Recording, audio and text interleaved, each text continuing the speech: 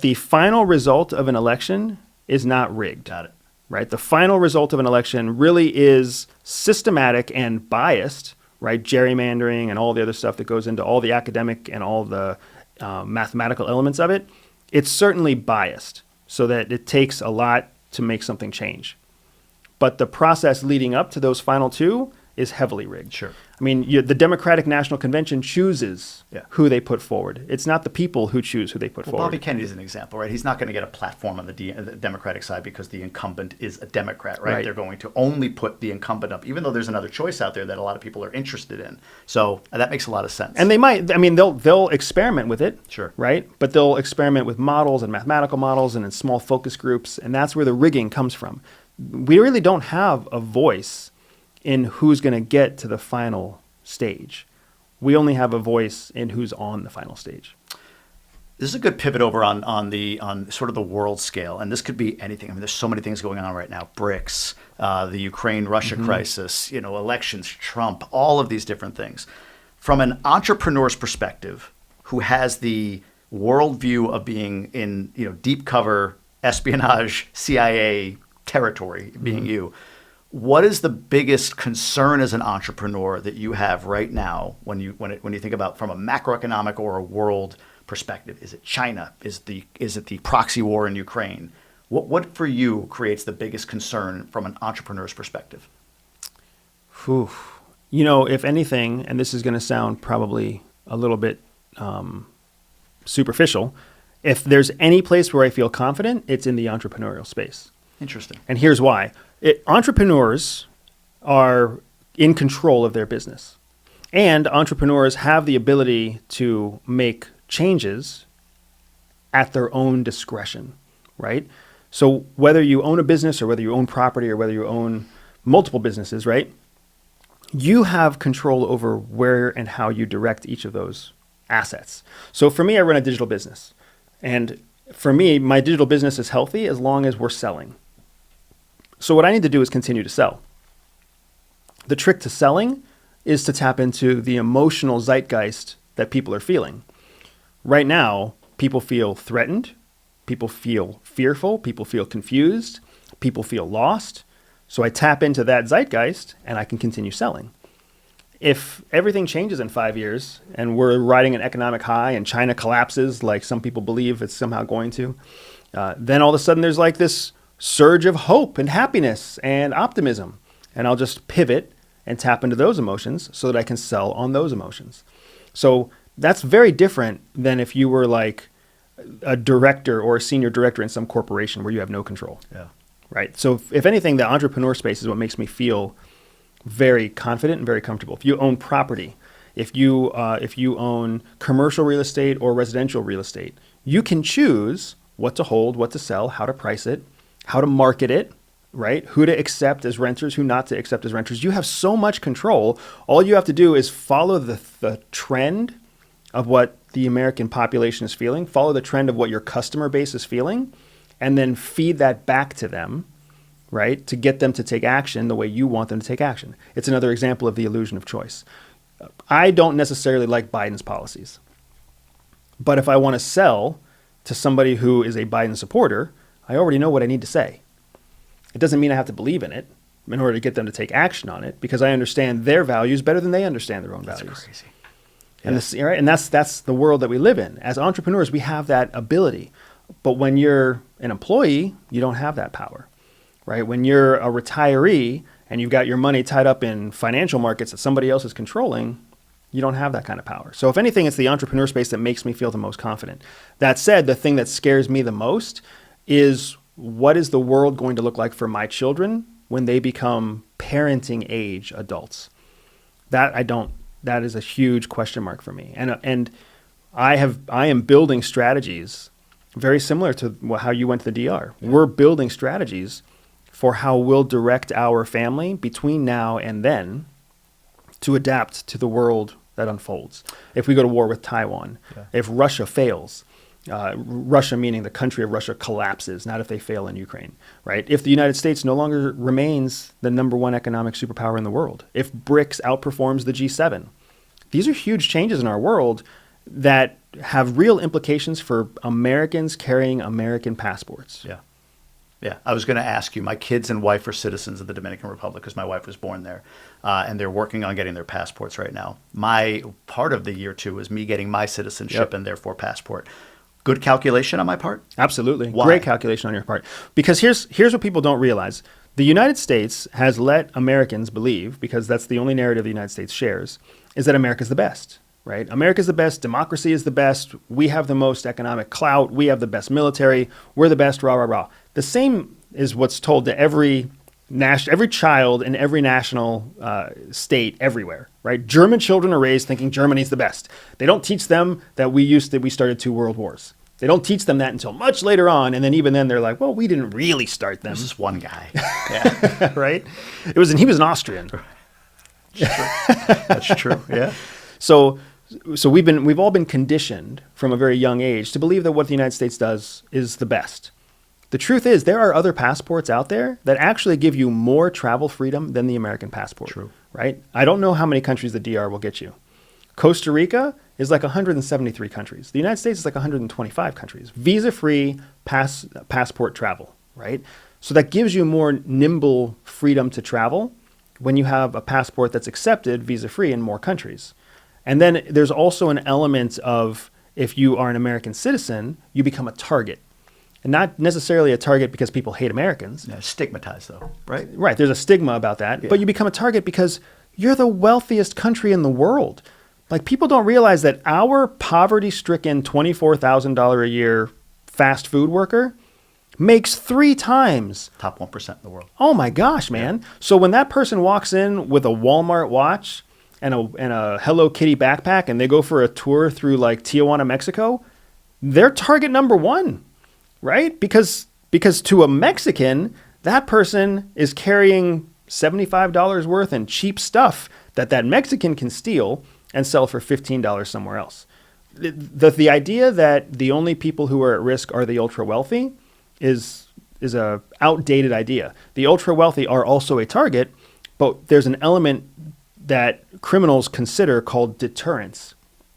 When a ultra high net worth person walks down a street with 2 armed guards wearing sunglasses and they drive in an up-armored Lexus, that is a huge deterrent against trying to steal that guy's watch.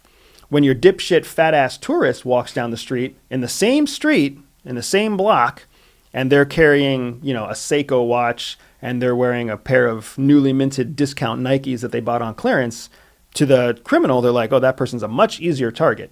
So I'll be able to carry out my crime without getting caught, without having much of a fight, and I'll have a payday today. It may not be a $10,000 payday, but it'll be a $25 payday. And that's the reality of how the world works.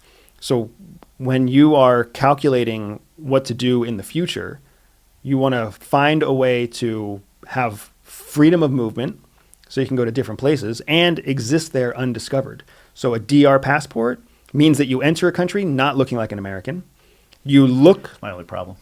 Well, you look like a white guy. Right, true. You look like... Well, guess there's lots of white guys. White Dominicans, sure. There's lots of white guys. There's white Dominicans. You don't have to look like a Dominican, right? To look poor and be white, you can friggin' look like some dude from Georgia, from Tbilisi, right? And now all of a sudden they're like, oh, there's plenty of poor white guys out there. It's how you carry yourself and what you carry in your pocket. An American driver's license, an American brand clothing, American passport. That's what makes you American. What passport is the path of least resistance for me? And you might have mentioned it, and I might have not heard it, but for you, what's the passport that you think, if somebody was like, oh, wow, I want to get a second passport, where? What's the ideal passport to get? If you're wealthy, I would go to Antigua. Antigua. Because you can get it in like 6 months. Okay. You basically put, I think $250,000 into property in Antigua, and then you're a citizen, and then you have a passport, and you're from like day 0 to day passport in your pocket, it's like 9 months. Wow. And then you don't even have to use it. It can just be like your emergency passport, right? I'm not saying, and that's if you're wealthy enough that burning $250,000 on some beachfront property in Antigua that you never use is worth it. For us, we're actually trying to build an investment base in Europe to get an EU passport. And that's because we want our children to also have an EU passport, because then their children will immediately qualify for EU citizenship. Makes sense. Right? So we're thinking generationally to build a legacy of multi-country options for all Bustamantes down the future, right? Even after we are gone back to dust. Okay. The 2033, I believe, is the projection that I've heard that China takes over as the world power by then, by 2033. Correct me if I'm wrong on that. But your assessment, I believe, is that is likely? Is that where you're? I assess the opposite. I see it as the opposite. I don't want to say believe because, again, I want to make sure I'm speaking in the terms that you think on. Yeah. But what is it about? Why do you believe, or what is the assessment you're making that China takes over as a world power by 2033? Which, by the way, puts you in the EU, does it not? Correct. Go for it. Correct. So it's about economics. The three big things that people have to understand with China, right? The first is that China is not the United States. Right. They don't play the same game the same way, not even close. So when you think about the United States and you project anything about how we execute superpower dumb military might, economic might, if you project that onto China, you're wrong. That's not how they work, right? So that's the first thing to keep in mind about China. The second thing to keep in mind about China is that China has no human rights. Yeah. The United States has human rights. China has no human rights. So just imagine how much of an advantage it is to executing quickly and at scale when you don't have any kind of responsibility for human rights. And then the third thing to keep in mind is that the whole world right now, outside of the United States and China, the whole world is choosing sides. We're back to pre-World War II. Are people going to align themselves with the United States long term, or are people going to align themselves with China long term? And at the root of that question is the question of ideology. Because guess what? We like to blame China for being communist. We like to hate on China for being communist and backwoods and whatever else.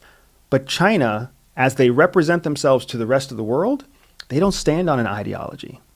What they stand on is pragmatism. We won't tell you how to dictate your country. We won't hold you accountable for your human rights. We won't hold you accountable for your corruption. If you want to trade with us, we'll trade with you. What does the United States do? No, folks, sorry. You have to be a democracy. You have to have free and fair elections, right? We force our ideology on everybody else. So the whole world is coming to this point now where they have to decide, do we want to bunkmate with a country that's going to force an ideology on us after we've seen how that ideology has failed multiple other countries, right? Failed in Afghanistan, failed in Vietnam, failed in Iraq, failed in Korea. How many times do we have to see this happen? Versus China, who's offering an alternative in the marketplace, if you will. Sure. Saying, you just do what's good for you, and if what you do is also good for us, we're going to make good bedfellows, right? So those are the three main things we have to keep in mind when you're considering the United States versus China.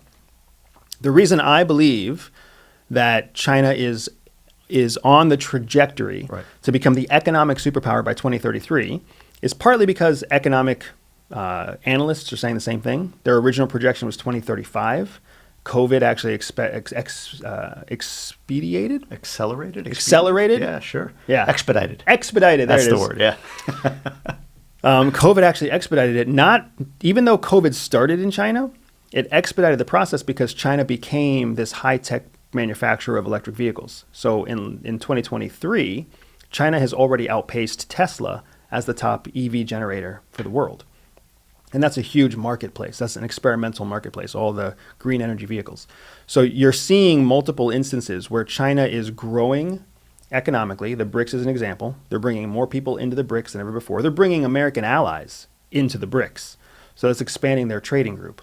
You also see them expanding their geopolitical influence with countries like China and Iran and North Korea. Right now, these are, compared to the United States, those are poor countries. But compared to other countries, they're not that poor, right? Yeah. So what you see is this acceleration of the Chinese economy and this deceleration of the U.S. economy, right? On the U.S. side, we're printing money, we're regulating everything, we're forcing a narrative about environmentalism. I'm all for saving the environment. Sure. But is it worth it to save the environment if it costs you your position as the top superpower in the world? That's where it becomes a harder question for me, right? So as we shrink and over-regulate and limit our economic growth, you see countries like China accelerating and expediting their economic growth. So economic analysts have already shortened their estimates from 2035 to 2033. And even like the best counter argument from other economists out there is that it won't be a clear winner by 2032, 2033. It'll be near exact parity. Does that really make you feel any better? No, it doesn't. Yes, exactly. So what we're saying here is that the worst case scenario is that China outpaces us by 2033. The best fucking case scenario that economists are predicting is that we reach parity. We're equals. That is not that much better of a situation. How much does Russia-Ukraine, as a proxy war, Russia propped up by China in large part, Ukraine propped up by the U.S., how much does the outcome or the – because, look, I think you predicted at one point in 2022 Odessa would be taken down by Russia. Right. And it hasn't been. Correct. Ukraine has been able to withstand that. So maybe it's a two-part question. What did you miscalculate on that? And how long does that protracted conflict does the duration or the longer that goes change the calculus on parity? So two good points. The first is the miscalculation. It's funny, we call it miscalculating. I know. I didn't like that phrase. No, it's all good. It's all good. Yeah. Well, you're not the first one to point it out either, and it's fair. I made a prediction in 2018 without anticipating the August counteroffensive. So I made a prediction in 2022. Yeah. Right? In August of 2022, August 8th of 2022. And then there was a counteroffensive that was secretly launched at the end of August, the beginning of September of the same year, right? Nobody saw that coming. I didn't see that coming, and that certainly wasn't public knowledge. So with that counteroffensive that was heavily backed by NATO and everybody else, you saw the entire conflict shift from the southern part of Ukraine to the northern part of Ukraine. And then the narrative kind of predominated that, Ukraine's taking back huge swaths of territory because they were in the north. Right. The argument that I had always made and that I still make is that the fight is in the south. Yeah. Right. Odessa is the target because Odessa creates a land bridge all the way across southern Ukraine, cuts Ukraine off from the Black Sea, and gives Russia essentially total control all the way from Moldova back to Russia. That's where the fight is. Guess where the new counteroffensive is taking place? There? In the south. Yeah. Because it's never changed. Right. Strategically, the south is where all the focus is. The north was a giant distraction, which is a fantastic move by the Ukrainians because it gave them a huge victory that got the whole world rallied up for them again, Sure. right? And now Zelensky's having the same problem again with the current counteroffensive. He's looking for a way to get the world to rally behind him again in the face of very slow progress in this new counteroffensive, which has cost all the Western powers multiple billions of dollars, right? So absolutely my assessment was incomplete. But any assessment is always going to be incomplete. It always changes with whatever's going on day to day. And that's just something we learn to accept in intelligence. Same outcome projected, just delayed execution? So I said the same thing in 2022, right? There's three outcomes here. There's Russia wins, Ukraine loses, flat out. There's a ceasefire that just basically takes the way things work right now and holds them in place. Or there's a negotiation. And in that negotiation, Russia takes something, Ukraine keeps something. There is for me, the probability of Ukraine winning is like in single digits. It's just not likely, right? Could it happen? Could some miracle happen where like Putin's executed, a nuclear bomb is set off by some radical group inside? Of course, there's always room for some completely ridiculous thing to happen. But the odds are, probability-wise, we're talking like 92% probability Ukraine comes out of this a smaller Ukraine than they were when this thing started. No matter what Zelensky says, no matter what Biden says, no matter how people promise this is going to turn out, right? The trick here is understanding that Ukraine, as a proxy conflict with Russia, is only as valuable to the Western allies as they are to what they can create for us in terms of benefit. Right now, they create a ton for us in benefit because we're testing our weapons in their field of battle. We're not losing any American soldiers, but we get to test all of our experimental tech in Ukraine. And we have Ukrainians there to launch it, design it, innovate it, and then retrieve it if it breaks. Like one of the hardest things about testing weapons is retrieving them when they fail, because you don't want the opposite side to receive your tech. Yeah. And the Ukrainians are very diligent about making sure they retrieve everything. They even steal from the Russians and start using Russian military weapons and artillery back against the Russians. So it's a very unique battle space where America and France and the UK and Germany can test these, new weapons. So that's a huge benefit to us. Not only that, but having first dibs on whatever Ukraine exists is going to be destroyed and poor. So even if they negotiate and 50% of Ukraine is given to Russia and 50% stays Ukraine, the United States and the West are going to have first dibs on rebuilding Ukraine. Rebuilding Ukraine is a huge economic boost to all of us.